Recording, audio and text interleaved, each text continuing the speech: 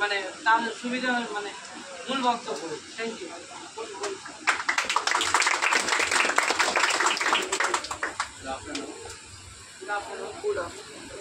আমার আগে কেউ সিনিয়র যারা ছেলেরা মূল্যবান বক্তব্য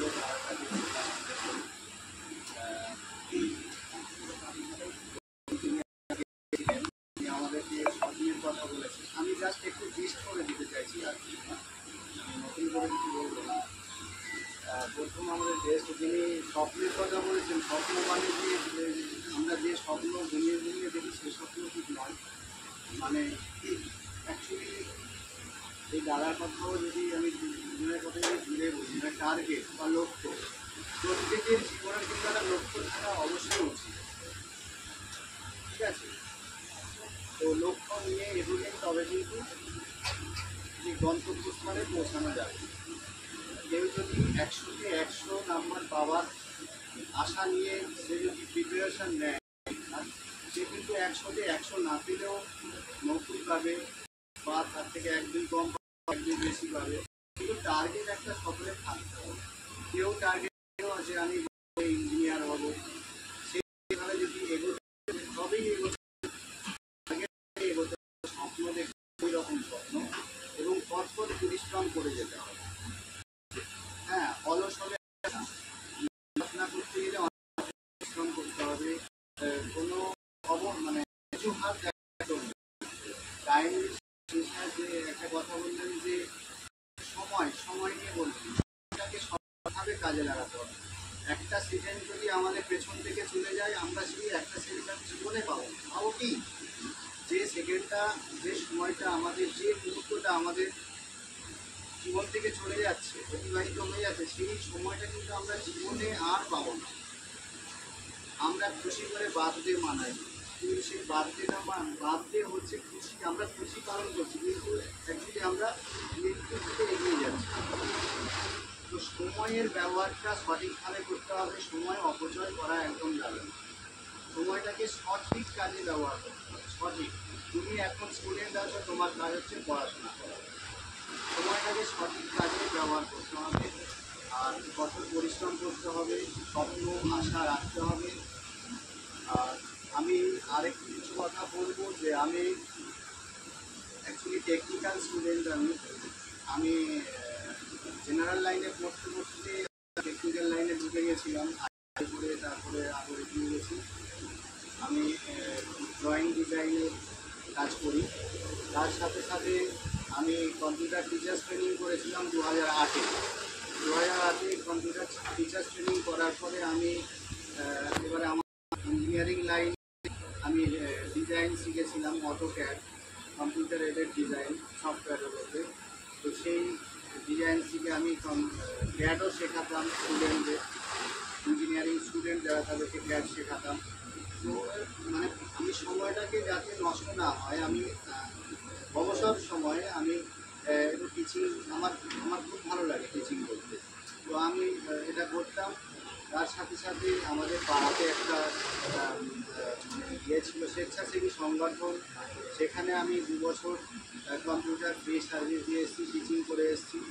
এবং তার সাথে সাথে শাহবাজ স্যারের সাথে আমার ওই কোচিংয়েই যোগাযোগ হয়েছিল। তার সাথে আমি আগে থেকে চিনতাম স্যারকে, ওখানে স্যারও পড়াতে যেতেন, আমিও পড়াতে যেতাম, দেখা হতো।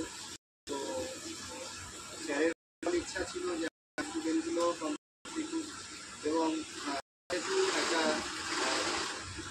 গরিব মানে ইয়ে আছে আমাদের মুসলিম সমাজে, বিশেষ করে অনেকেই টাকা পয়সা করতে না পারার জন্য ভালো প্রতিষ্ঠানে বেশি টাকা দিয়ে কম্পিউটার শেখাতে অসুবিধা।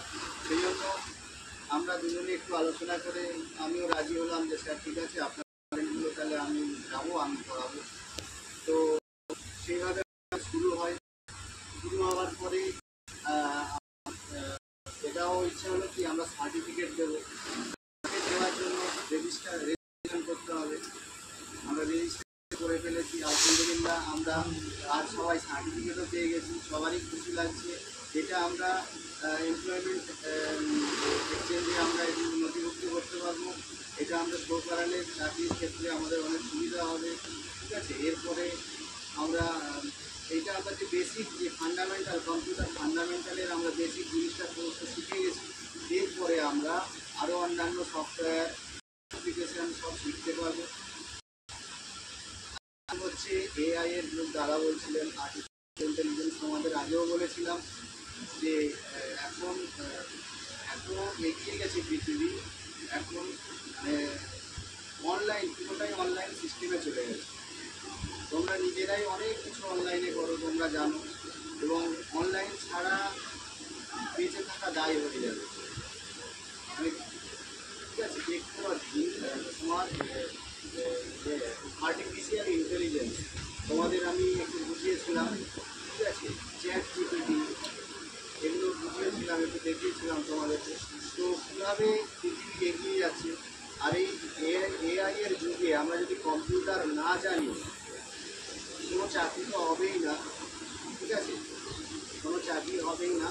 সবাই মানে কম্পিউটারটা এখন বাধ্যতামূলক হয়ে গেছে, এই জন্য কম্পিউটার শিখতেই হবে। এডুকেশান যেমন নিচ্ছ, প্রত্যেকটা সাবজেক্ট যে যে স্ট্রিমেই থাকুক না কেন তাকে কম্পিউটার শিখতেই হবে, যে যে কাজ করুক না কেন কম্পিউটার ছাড়া কিন্তু কোনো জায়গায় তুমি কাজ করতে পারবে, ঠিক আছে, পারবে কাজ হার্ড ওয়ার্ক, শারীরিক পরিশ্রম নেওয়া বেশি হবে, ঠিক আছে। যাই হোক, বেশি কথা বাড়াতে চাই না।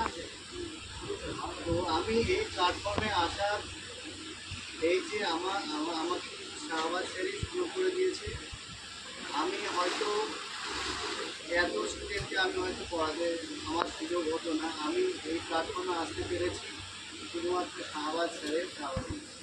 সবাই শাহবাজ স্যারের জন্য একটা হাত হয়তো আমি টিচার ট্রেনিং করেছি, কিন্তু আমি আমার এতটা আত্মপ্রকাশ হতো না, আমার এতটা প্রকাশ পেত না যদি না স্যার আমাকে এই প্ল্যাটফর্মে আনতেন। সত্যি কথা বললাম সবার সামনে। তো এই জন্য আমি শাহবাজ স্যারকে অনেক ধন্যবাদ জানাই। আর তার সাথে সাথে আমার যারা স্টুডেন্ট সবার প্রতি আমার স্নেহ ভালোবাসা রয়েছে। সবাই আগামীতে আরও ভালোভাবে পড়াশোনা করবে, কম্পিউটার শিখবে,